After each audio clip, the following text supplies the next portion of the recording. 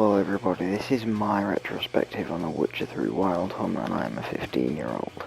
Now I have played this game before, back in I'd say 2017, 2018, early 2018, and back then I couldn't get into it. There was just so much going on, but I need to talk about it from my perspective because I think it's really strange.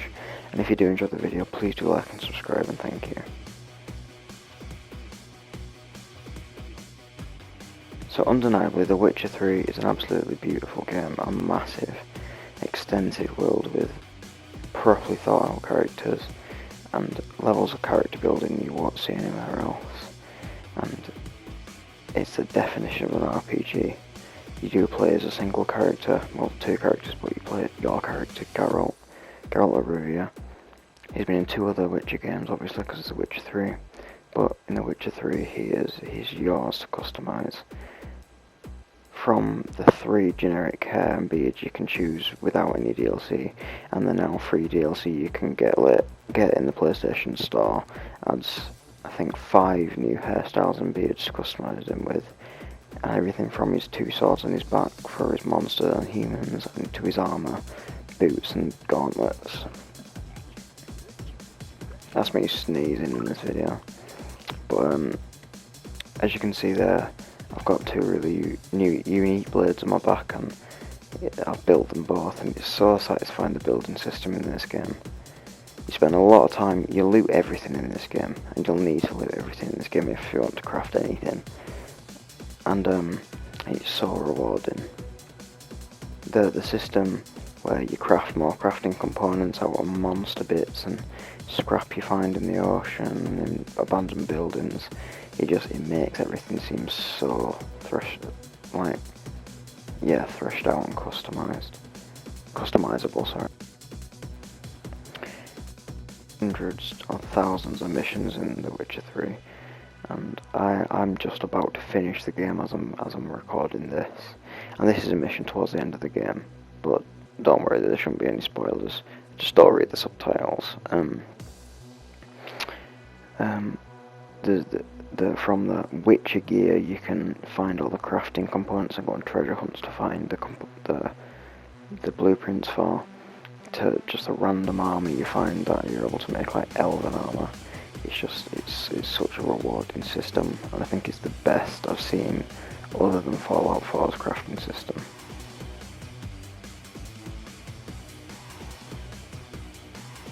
Now, if you are aware of what a Witcher is a man or a woman stripped of all emotions and raised to be the ultimate monster killer. Because in this universe, there's monsters that threaten humans, and witches are greatly feared by humans and by other humans, and get constantly abused, but because of the no emotions, they don't react. And the unique thing about Geralt, your character, is he does have some feels love towards certain characters, and you can see sadness sometimes in him as well. I don't need to explain any of this to you, because in the opening first 5 hours you'll learn all this, and you'll constantly see it develop throughout the game.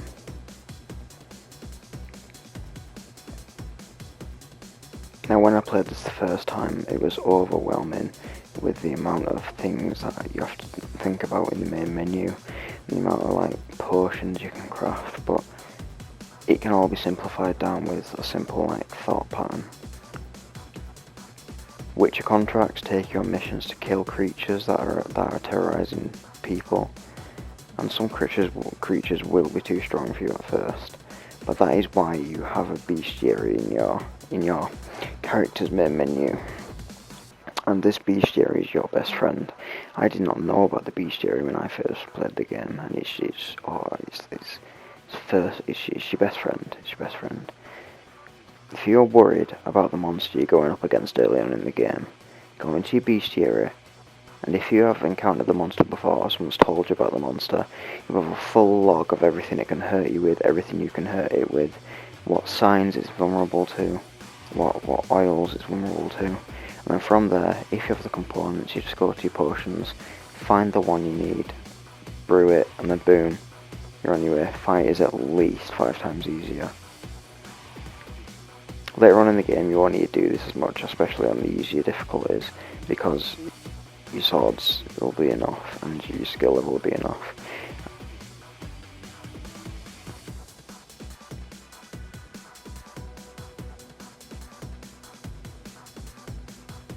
There's elven ruins to explore. There's not millions. There's at least over 1,000 different recipes for potions, superior potions, armor, swords.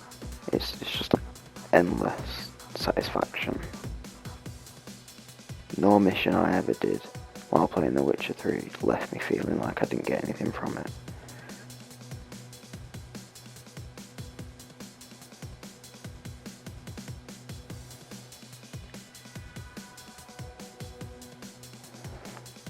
From killing kings to slaying huge monsters to just feeling emotional over seeing someone you care about for the first time again. It's such a varied experience, and I'd recommend it to anyone who has the RPG. It is overwhelming at first, but after the first 5 hours, if you're willing to put that time in, you'll be away and going with it, and it'll be so good. A typical 15-year-old sits in the room and plays Call of Duty and other games, multiplayer games like that, because they don't have the patience for games like this, and I didn't for a long time. I'd given up on single-player games, and I almost gave up again when Cyberpunk came out, but I wasn't excited for trailers or anything. But then I played through the entire Assassin's Creed series, and I got into single-player games, and the first games I played after completing the Assassin's Creed series was Ghost of Tsushima and The Witcher 3, and both games are two of the best games I've ever played in my life. And I have to say this might be a bit of an exaggeration now, but The Witcher 3 is prettier than most games that came out 2019, 2020, 2018 maybe even. It's so pretty to say it came out in 2015, and it just outshone any game that came out in that time. Here you can see the inventory. It looks a bit like all stuff together, but if you know what you're doing, you the patience, and you focus on what you need, what you don't, and make decisions of your own. The game doesn't hold your hand. If you make decisions of your own, you'll be okay. There is you can put in your swords, which greatly can help sometimes. Is that a sentence? I don't know. But the runes you can put in your swords do. It's only a little bit though. It gives you quite a good chunk of change for selling them as well. So my suggestion would be, if you do play The Witcher 3 and you find rune stones, sell them. They don't improve your sword enough to make it worth putting on. It costs money to take the runestones off, and sometimes runestones can even decrease the worth of swords after you sell them. The Witcher 3 is so great at creating an atmosphere of war. I mean, you can play the original Call of Duties, you can play the Battlefield games, and they make you feel like you're in war. But no game I've ever played has made politics and like why war is going on feels so real. I mean, the war between Nilfgaard and Temeria in this game I feel like I know it better than I know World War II, and we do that in school for hours. It's just the storytelling here is so strong. You find yourself doing contracts for poor people that have lost family in wars they were involved with, and they're paying you to find their family's corpses to bury them, and you have to just strudge through the corpses and mud of no man's land. It's so innocently violent. It makes you feel like it makes you feel like that could be surely like someone's seen something to make that, to think of that so in depth.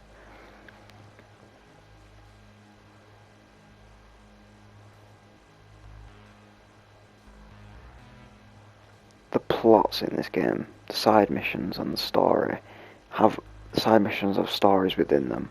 The story has a story within it. Plots have backup plots and side plots within them. Characters return after hours. I mean, I met characters 12 hours into the game that I also met 70 hours into the game. Now officially I'm about 75 hours into The Witcher and I haven't completed it. And I've seen people say it takes me around 60 hours to complete the game. Some people say it takes around 100. Now, I have completed all the Witcher contracts and I think about 90% of the side missions.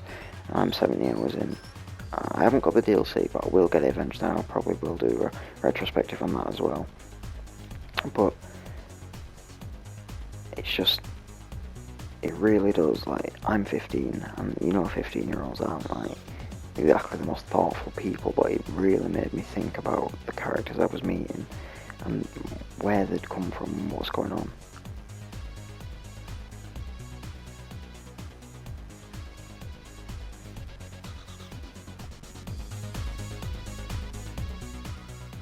The moments you experience in this game really can it's Walking Dead Season 1 levels of like sadness. I mean, the character building is so intense. Every little detail about every character has been thought out and explained to you, and there's the books, the previous games, and even the TV show to back it up. None of this is rushed, and none of this is just thought up on the spot. First hearing about Geralt, or first playing as him, you think he's just an emotionless bully. That's what he seems like at first. But the more you play as him, and the further you go with the story and how much he cares about the person you're trying to find throughout the game, it becomes very apparent that Geralt is the most thought out character in the game, emotions or not.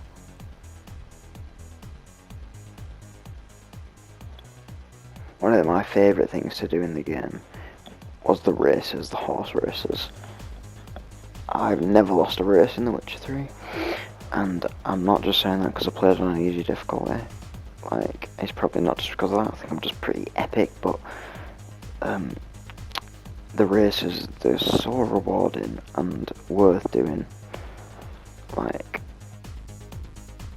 something that some would say has been done better in other games has been perfected here. The reward you get for the races and the people participating in them. You can find the same people who've participated in a race later on in the city in Novigrad, and just they can chat to you about how you beat them and how good it was. And the random events in this game, like you saw there moments ago, that whale that came out of the ocean on my way to do this mission, absolutely amazing. There's so many sights to just witness, like right there. I set off filming with the intention to see something, and I did.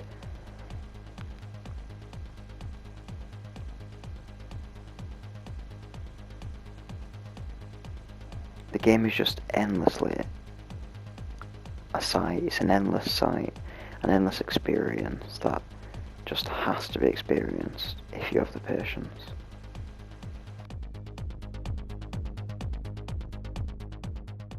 Now for the tips and tricks portion of the video. In The Witcher 3 there are some things you're going to want to bear in mind. Early on, stay on the roads. Don't go off the roads until you're at least out of White Orchard. You are nowhere near high level enough and not going to have enough XP to start leveling up faster to face these monsters that are around. Stay on the roads until you're at least a bit into the Velen part, the Velen chapter.